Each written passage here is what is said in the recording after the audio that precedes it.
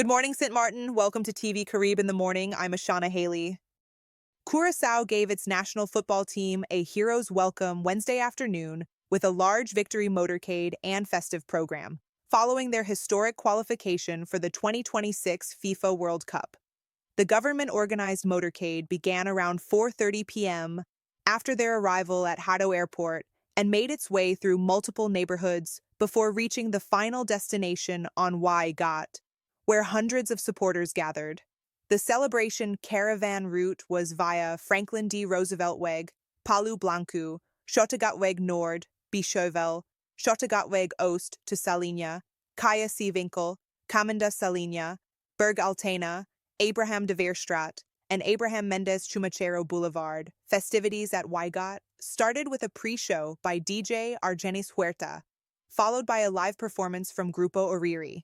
The official program included an opening blessing by Pastor Pedro Manuel Duarte, singing of Curaçao's national anthem, performance of Goodness of God by Amy Naya Feliz, and speeches from Minister of Education, Science, Culture and Sports, OWCS Sithri van Heydorn, Prime Minister Gilmar Pisas, General Affairs, officials of Federación de Futebol Corsu, FFK, and technical staff.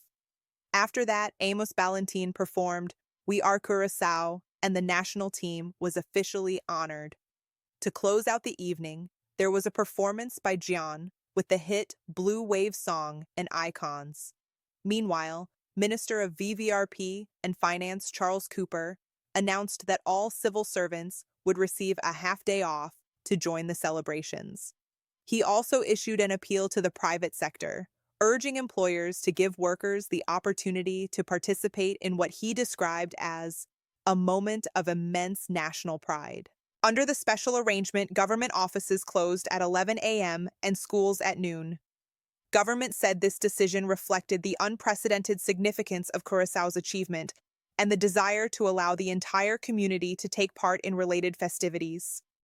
Martin's Minister of Public Health, Social Development and Labor, VSA, Richanel Brugge, is pleased to announce that the social and health insurance company SZV has agreed to reopen its doors to provide in-person services for seniors beginning January 2026.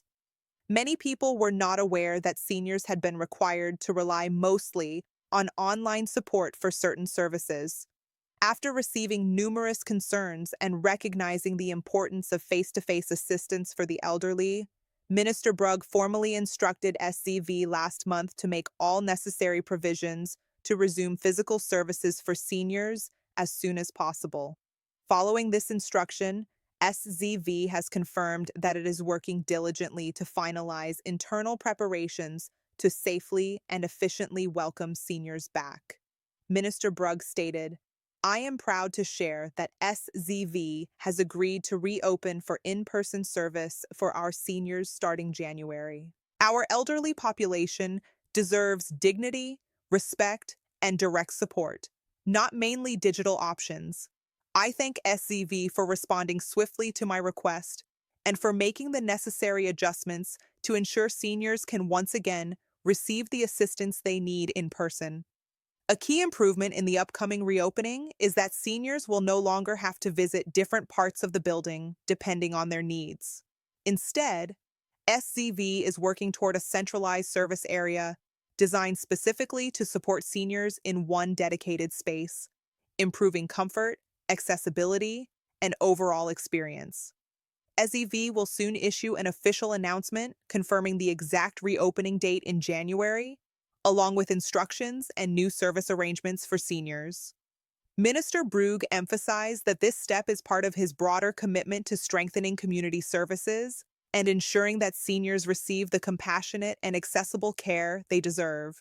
Other updates will follow as preparations continue. Minister of Tourism, Economic Affairs, Transport and Telecommunication, TEATT, Grisha Heiliger Martin, announced changes to St. Martin's Christmas celebrations during today's Council of Ministers press briefing. Due to financial constraints, the traditional Christmas parade will not take place this year. However, the minister assured the public that the holiday spirit in Philipsburg will remain vibrant through alternative festivities. The Lighting Up Phillipsburg experience will return, featuring festive decorations and illuminated roundabouts, similar to last year. A confirmed date for the lighting ceremony will be announced soon, and residents and visitors are encouraged to join the celebration. In a new initiative, the ministry is launching a Christmas booth pilot program along Walter Nisbet Road. Vendors will have the opportunity to sell Christmas-themed food, beverages, crafts, and products in decorated booths. Applications for the limited 10 spots are open until November 26, 2025, with a logistics meeting scheduled for November 28. The program aims to create a cohesive holiday atmosphere while supporting local entrepreneurs. The minister also highlighted the upcoming Backstreet Bonanza, a two-day street fair on November 29th to 30th, 2025. Organized with support from the St. Martin Tourist Bureau, the event will feature local vendors, artisanal goods, live music, and a visit from Santa Claus.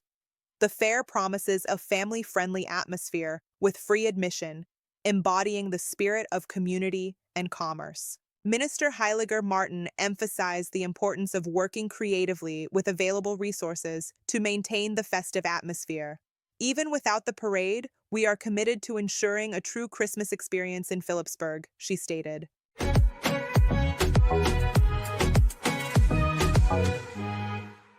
Headaches are one of the most common health complaints worldwide, affecting people of all ages.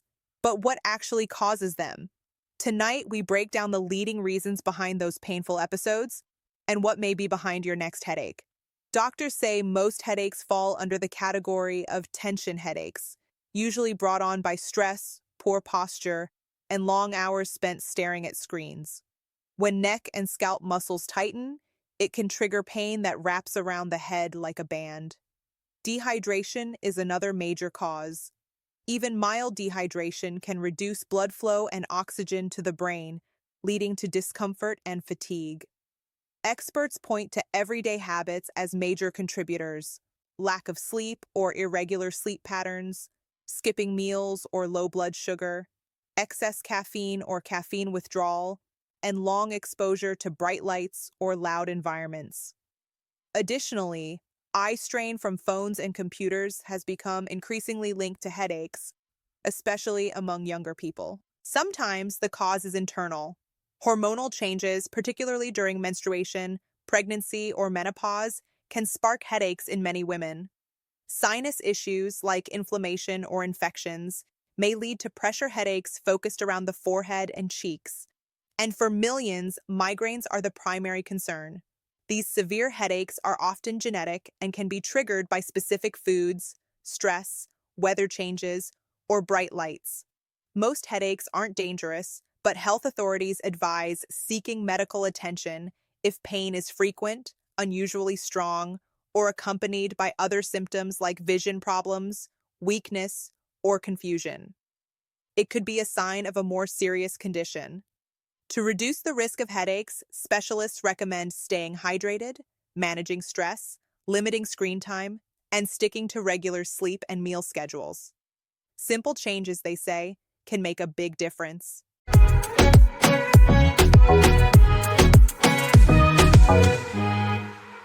Shame, Shame, Shame was a hit by Shirley and Company at the height of the disco era in 1975.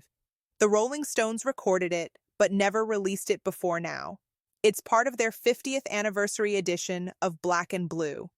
The song references to two prior classic R&B hits, One Monkey Don't Stop No Show by the Honeycomb, and William DeVon's Be Thankful for What You Got.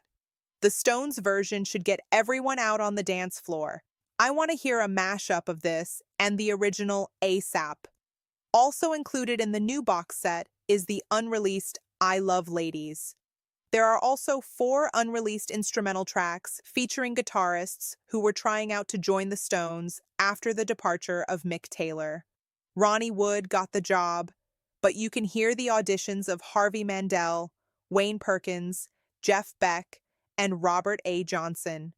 Jeff Beck could have been in the Stones. There were 2 hit singles from the album, Fool to Cry and Hot Stuff. Plus, Memory Motel, named for the still there and legendary Montauk Motel. These days, it's a club and a living museum that hosts crowds of unruly young people all summer. Thank you for watching today's edition of TVCARiB in the Morning. Until our next edition, have a great day.